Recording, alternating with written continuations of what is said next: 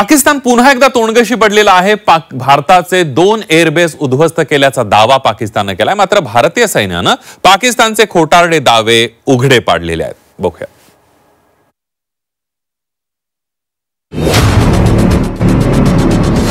पाक पुन्हा एकदा तोंडघशी। भारताचे एअरबेस उद्ध्वस्त केल्याचा पाकचा दावा। भारतीय सैन्याकडून पाकची पोलखोल।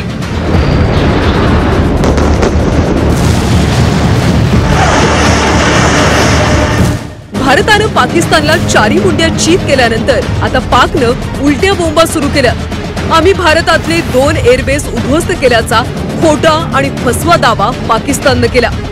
भारतानं घरात घुसून मारल्यानंतर सुद्धा पाकनं शेखी मिरवणूक सुरूच ठेवलं। मात्र भारतीय सैन्यानं पाकच्या खोट्या दाव्यामधली हवाच काढली। थेट फोटो जारी करून भारताचे एअरबेस सुरक्षित असल्याचं भारतीय सैन्यानं म्हटलंय। कर्नल सोफिया कुरेशी यांनी फोटो जारी करून पाकिस्तानला पुन्हा एकदा तोंडघशी पाडलंय। भारताचे सिरसा आणि सूरतगड हे 2 एअरबेस उद्ध्वस्त केल्याचा खोटारडा दावा पाकनं केला। कर्नल सोफिया यांनी थेट फोटो दाखवून पाकचा खोटारडेपणा उघडा पाडलाय।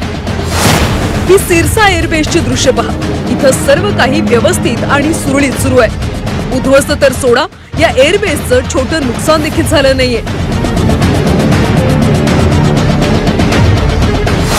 आता हा दुसरा एअरबेस बघा। हे आहे सूरतगड एअरबेस। हे एअरबेस सुद्धा उद्ध्वस्त केल्याचा दावा पाकिस्तानने केला होता। मात्र कर्नल सोफिया कुरेशी यांनी पुरावे दाखवून पाकिस्तानला तोंडघशी पाडलंय। पाकिस्तान ने मिस इन्फॉर्मेशन का सहारा लेते हुए आदमपुर स्थित S-400 प्रणाली, सूरतगढ़ व सिरसा के हवाई अड्डों, नगरोटा के ब्रह्मोस बेस, देहरागिरी के तोपखाना पोजीशन तथा चंडीगढ़ के अग्रिम गोला बारूद डिपो को नष्ट करने के झूठे दावे सोशल मीडिया पर फैलाए।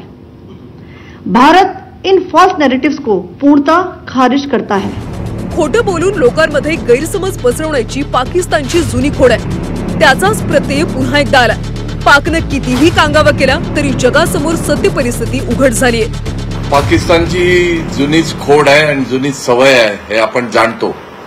पण जर तुम्ही प्रेस कॉन्फरन्स मध्ये ऐकलं असेल, परराष्ट्र सचिव जे सांगत होते ते वारंवार एकच गोष्ट आपल्याला सांगत आहेत की आम्ही जबाबदारीनी, म्हणजे पूर्ण जबाबदारीनी आणि पाहिजे तेवढेच हमले करत आहोत। आता काही जागी थोडी क्षती पोचली आहे सैनिकांना आणि काही इन्स्ट्रुमेंटला, जसं की त्यांनी सांगितलं।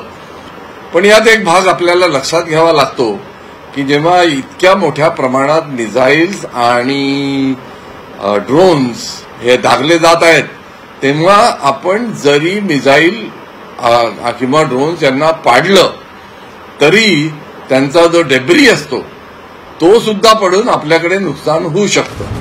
पाकनं भारतावर हल्ला करण्याची आगळीक केली आणि पायावर कुऱ्हाड मारून घेतली। भारतानं घरात घुसून पाकिस्तानला चांगलाच धडा शिकवला। मात्र त्यानंतर शेखी मिरवण्यासाठी पाकनं भारताचे एअरबेस उद्ध्वस्त केल्याचा खोटारडा दावा केला। मात्र भारतीय सैन्यानं पुन्हा एकदा पाकला तोंडघशी पाडलंय। ब्युरो रिपोर्ट, झी 24 तास, मुंबई।